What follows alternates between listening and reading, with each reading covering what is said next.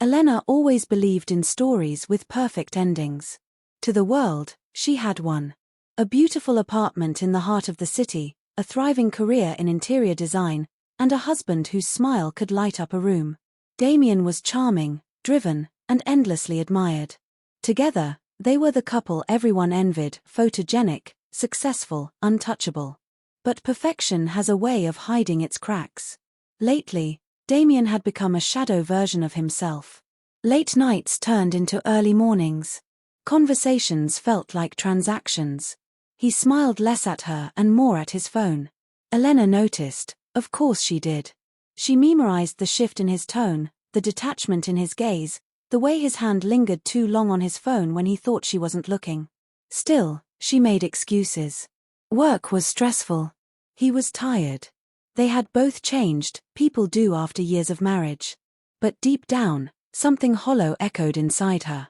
Every smile she forced felt heavier than the last. The warmth that once filled their home was replaced by a cold civility. They still played the part.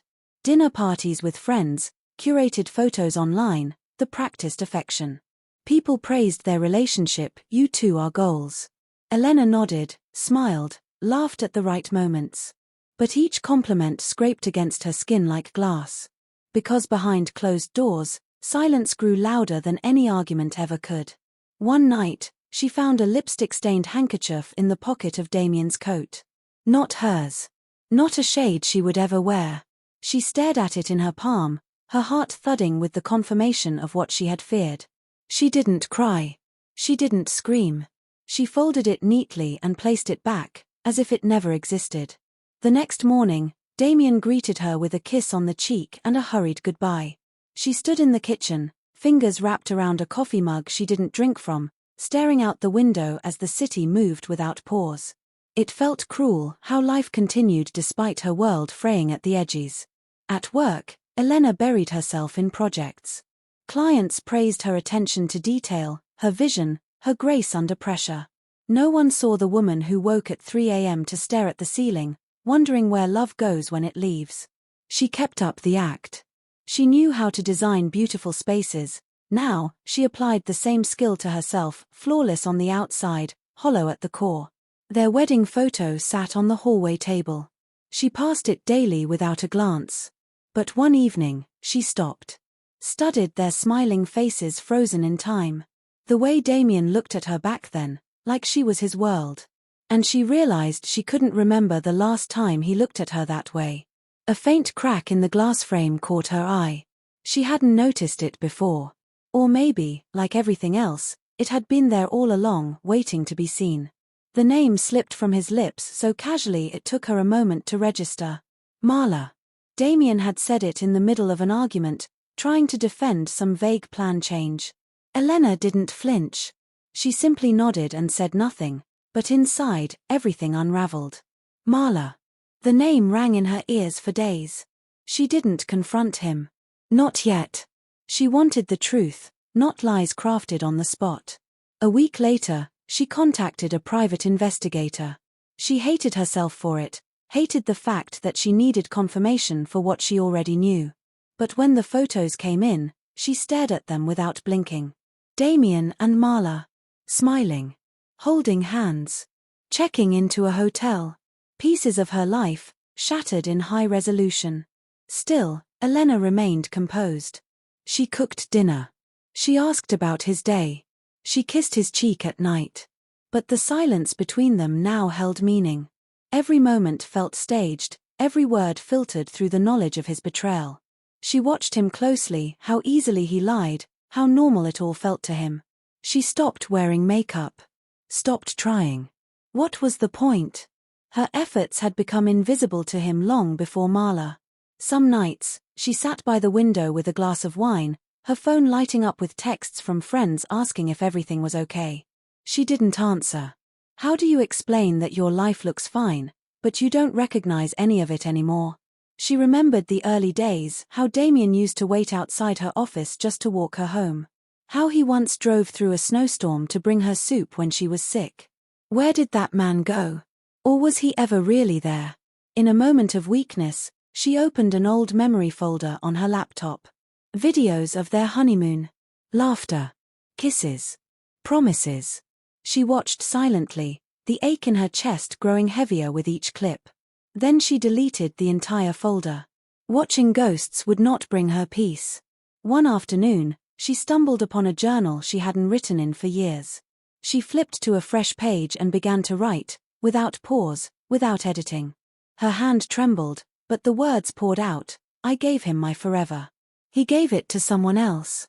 She closed the book and placed it in a drawer, knowing she'd return to it again. Days blurred together.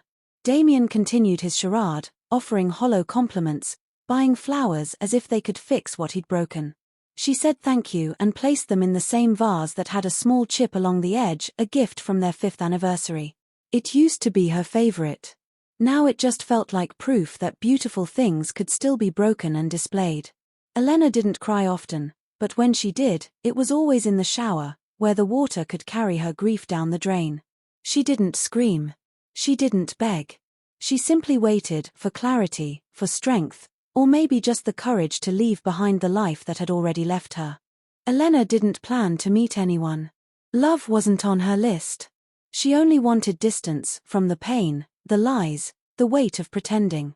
That's why she signed up to volunteer at the local art center. It felt like something she could control. Quiet. Meaningful. Far from her old life. Jonas was hard to miss, though he made no effort to be noticed. He moved like someone who preferred silence, spoke with measured words, and dressed like he didn't own a mirror. At first, Elena dismissed him as background. He wasn't the kind of man who turned heads. Nothing about him stood out until he started listening. He didn't ask questions, just gave her space to exist. He never mentioned relationships, never pried. He showed her how to mix colors that reflected emotion, how to turn pain into texture.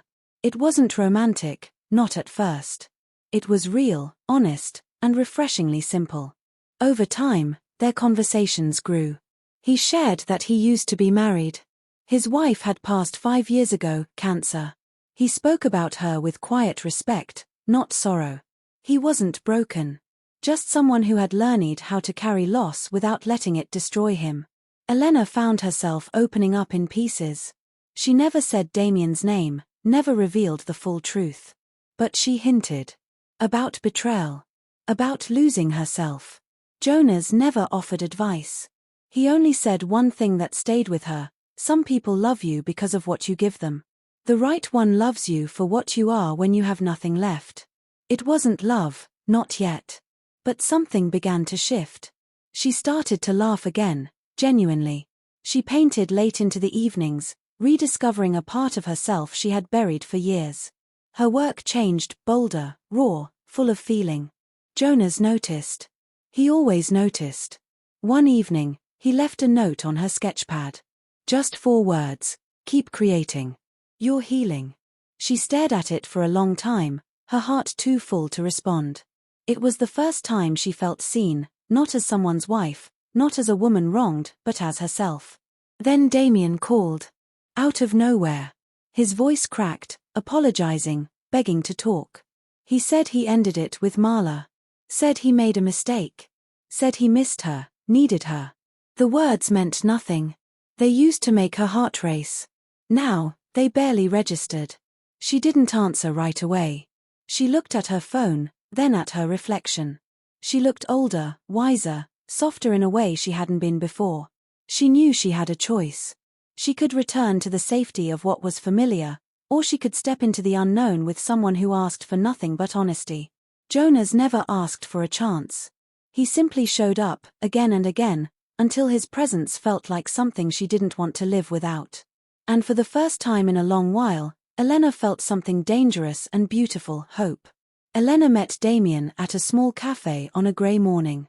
He looked tired, like someone who'd spent too long chasing something that never really mattered. He reached for her hand, but she didn't move. His voice trembled as he apologized, said he'd ruined everything, said Marla was a mistake, that he'd been confused, overwhelmed, lonely. He said he missed them. She listened without emotion. Once, his words would have cracked her. Now, they barely stirred her. She had imagined this moment in 100 different ways, shouting, crying, walking out. But in the end, it was quiet. "I forgive you," she said, and meant it. Not for him, but for herself. She had carried the weight of his betrayal too long. "But I'm not coming back." Damien looked stunned. "He said he'd change. He asked what he needed to do." She smiled faintly. "Nothing. It's already done." There was nothing left to salvage. What they had wasn't love anymore. It was memory dressed as loyalty. Later, back at the art center, Jonas was there. He didn't ask where she'd been. He never asked things she wasn't ready to say. He just offered her a coffee and a quiet corner to paint. She picked up a brush and started working on something new, a piece filled with soft blues and golds. She titled it Unlikely Light. She realized love didn't have to come with grand declarations. Sometimes it's as simple as feeling safe in someone's silence. Jonas never told her he loved her. He didn't have to. She saw it in the way he remembered the kind of tea she liked, in the way he listened without fixing, in the way he stayed. Elena found herself again, not because someone saved her, but because she finally stopped hiding behind who she thought she was supposed to be. With Jonas, there were no roles to play. No performance. Just truth. When friends asked what happened between her and Damien, she no longer flinched. It ended, she'd say. And that was enough. She didn't owe anyone more than that. Not anymore. One evening, while cleaning out a drawer, she found their old wedding photo. She studied it for a moment, then quietly placed it in a box marked past. Some chapters deserve closure. Others just need to be put away. Elena wrote in her journal again. "I thought love had to hurt to be real. But I was wrong. Real love is calm, steady, honest. I didn't find it where I expected. But I found it. And that's enough." She no longer waited for happiness to come. She built it herself, one quiet morning, one painted canvas, one honest connection at a time. Love didn't save her. She saved herself. And then, love arrived, not loud, not perfect, but true. She didn't look back. Not because the past didn't matter, but because she finally had something better to look toward. Something real. Something earned. Something that saw her, not just as she was, but as she was becoming.